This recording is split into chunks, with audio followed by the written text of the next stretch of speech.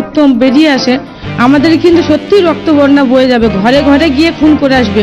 প্রশাসন কিচ্ছু করবে না, শুধু হাত বাঁধা তো প্রশাসন। একটা দলের মুখপত্র দাঁড়িয়ে বলছেন যে আপনি মুখ থেকে কাপড়টা সরান, আপনি মুখটা খুলে বলুন আপনার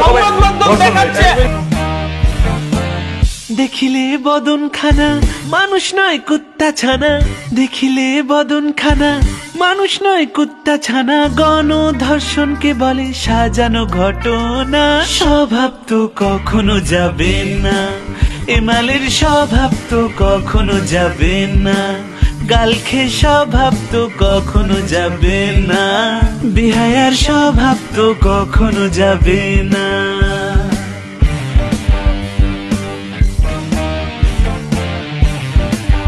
আরাম মিছিলে আসতে পারেন, মুখে